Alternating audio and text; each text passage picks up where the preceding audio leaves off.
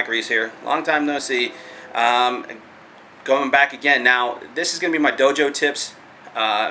One of the things that I was trying to do, I was putting out there for dojo tips, was just get started. Just get teaching. How do I do that? I haven't got my school going.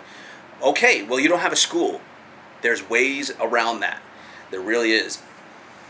Look at organizations like the YMCA, your any type of, like, basically any type of center or anything like that that's like the Parks and Rec, something like that, that needs a martial arts program or needs a self-defense program or wants one.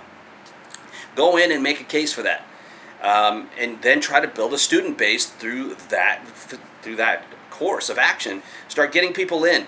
Go to Vistaprint and order a bunch of cards, get your name, your number, what you offering, and things like that nature, and put on the back of it, bring this in for a free lesson or a free week or whatever you want, and just get it in there and start passing those out.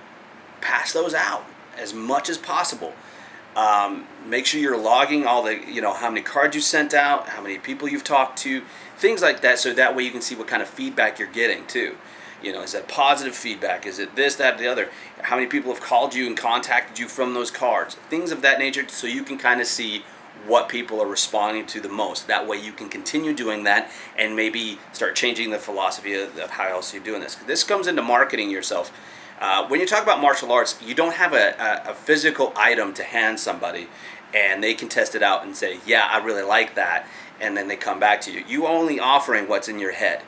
And so you have to have an idea of what you're selling these people, and you have to make sure that they believe in it as much as you do. So you can't just sell yourself like, well, I do some karate, maybe maybe some taekwondo, I don't know, MMA, or whatever it is that you're going to want to do. I do kung fu, on the weekends.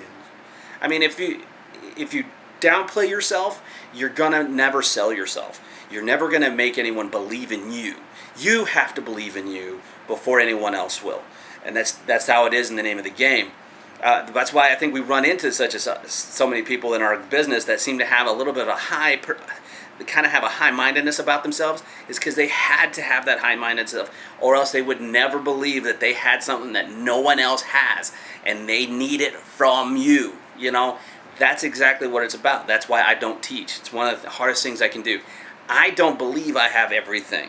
I don't believe that I'm going to give you information that you don't have. I think there's information readily accessible everywhere.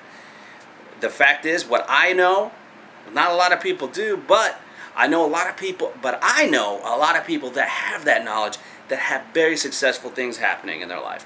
And that's fantastic. Go to them. I'll even pinpoint them and say, hey, those are the people you need to check out. I may not even like the instructor, but if I think he's teaching good things, I'm going to say, our personal differences aside, his system's great, but I don't like him personally. Why not? Well, it's a personal issue. I want you to make your own decision. And that's another thing. Do you have any type of friendships with other martial art clubs in your town?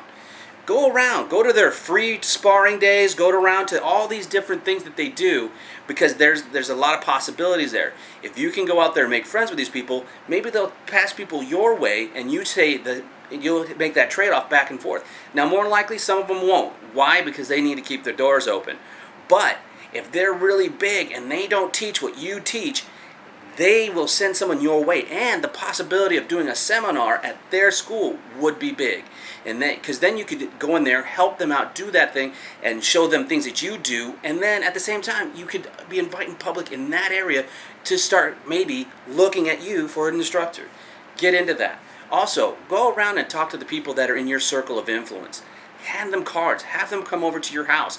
Do some private sessions. Start getting people involved just to know what you are. What the basic part is here is getting yourself out there as an instructor. They need to believe in you. They need to believe in what you teach, and you have to do that as well. So the best thing to do is that as well. There's other ways to go about it. You can also put an ad in the paper, find some licensing or whatever you have to do to teach out at like an open park, and say $5 at the park. Come and learn. If you have one of my cards, present it to me, and you get a free lesson. And just have that kind of motivation just to kind of put yourself out there. These are the things that don't cost you any money.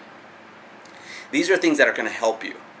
I mean, the newspaper thing might cost you a bit and getting some licensing. Well, you need to cover that licensing stuff before that anyway, and I already covered that in a different video.